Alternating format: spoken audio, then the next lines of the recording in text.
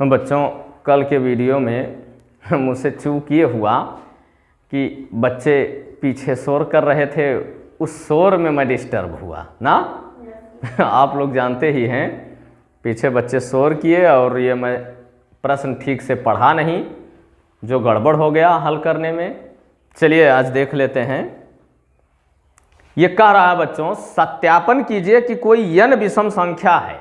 n जो इस पर मान दिया है ये कोई विषम संख्या है, तो उस पर ये कह रहा है, रख करके देखिए पाइथागोरियन त्रिक है 10वां।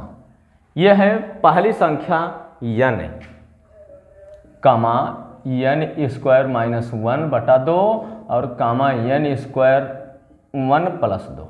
इस पर ये चेक करना है कि जो आएगा सो पाइथागोरियन त्रिक होगा। आइए देख लेते हैं।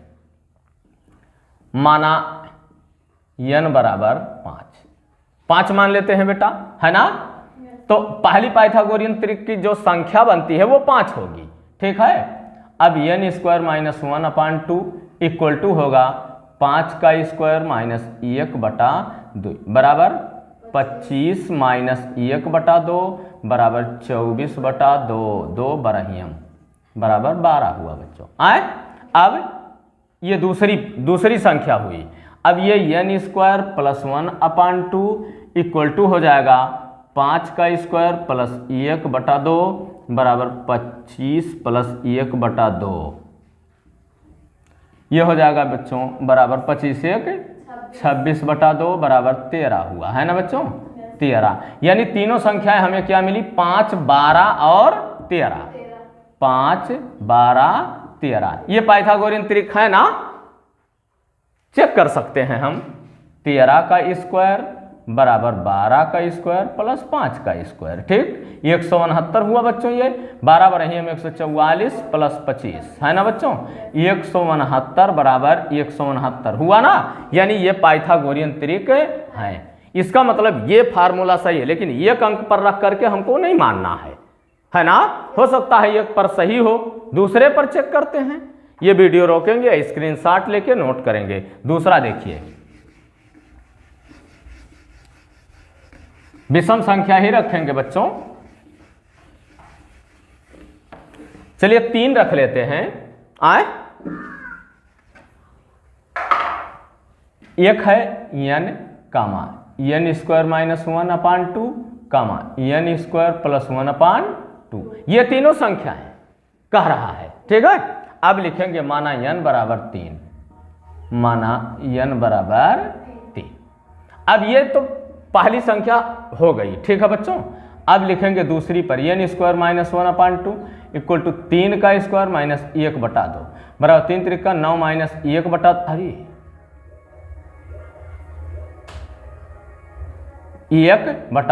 बराबर 8/2 बराबर 4 हुआ बच्चों। इसको देख लेते हैं।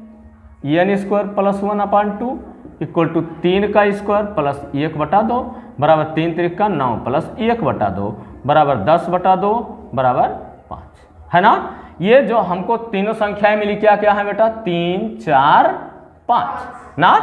अब ये है, ये देखो पाइथागोरियन त्रिक है, आपने पढ़ा भी है। हम दूसरा देख लेते हैं। माना n बराबर 7, माना n बराबर 7। 3 बार चेक कर लेना, उसके बाद हम मान लेंगे कि हाँ सही है। चलो आए अब ये n square minus 1/2 equal to 7 का स्क्वायर माइनस 1/2 बराबर ये 7 7 49 माइनस 1/2 बराबर 48/2 बराबर 24 होगा। पहली 7 दूसरी 24, तीसरी देख लेते हैं। n square plus 1/2 equal to 7 का स्क्वायर प्लस 1/2 बराबर 7 7 49 प्लस 1/2। ये हो जाएगा बच्चों बराबर 50/2 बराबर 25 होगा, यानी तीसरी 25 हुआ। चलिए देख लेते हैं। 7 24 और 25 ये पाइथागोरियन त्रिक है कि नहीं, ये देख लेते हैं बच्चों। 25 का स्क्वायर बराबर 24 का स्क्वायर प्लस 7 का स्क्वायर, ये 625 होता है बच्चों बराबर 24 का स्क्वायर 676, अरे 576 प्लस 7 7 49, ये 625 हुआ बच्चों। ये 9 6 15, 7 4 11 12, 5 1 6। देखिए दोनों आ गया ना, यानी ये पाइथागोरियन तरीका है सब, ये सही लिखा। इस तरह से हमको हल करना चाहिए था बच्चों, और बस कल बच्चे आ गए उसमें थोड़ा सा पीछे चिल्लाने लगे, बस थोड़ा समय समझ नहीं पाया। मैंने वीडियो में कहा भी कि बच्चों ये कल बता दिया जाएगा, लेकिन अब चूंकि वो पोस्ट हो चुका था, इसके लिए अब कुछ उसमें हम कर नहीं सकते। अगर मान लीजिए उसको डिलीट भी करें तो उसमें जो पढ़ा दिया हूँ फिर से पढ़ाना पड़ता। इसके लिए बच्चों कुछ बच्चे देख चुके हैं, तो जो बच्चे देख चुके हैं वो बच्चे फिर से इस वीडियो को देख लेंगे। जो डाला जाएगा इसको फिर से देखना होगा बच्चों, आप लोग गौर करेंगे। इसके बाद आ जाते हैं हम एक थोड़ा सा वो पढ़ाएंगे बच्चों। हाँ बच्चों, अब देखेंगे रेखा गणित पर फिर से आ जाएंगे।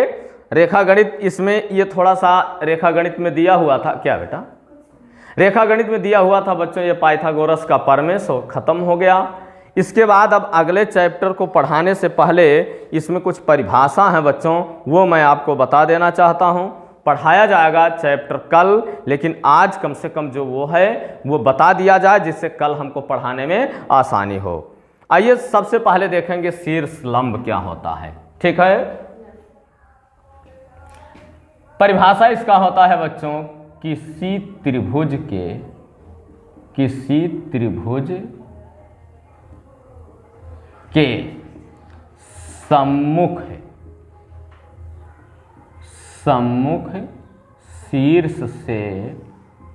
सम्मुख शीर्ष से सम्मुख भुजा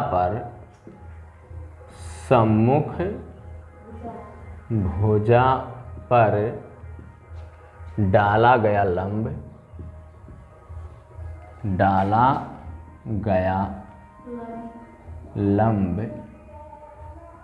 अरे बा है बेटा, लंब, हाँ, शीर्ष लंब कहलाता है, शीर्ष लंब कहलाता है,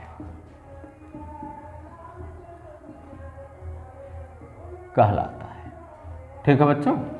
अब त्रिभुज के 3 शीर्ष लंब होते हैं, त्रिभुज के 3 शीर्ष लंब होते हैं, शीर्ष लंब होते हैं, 3 शीर्ष लंब होते हैं बच्चों।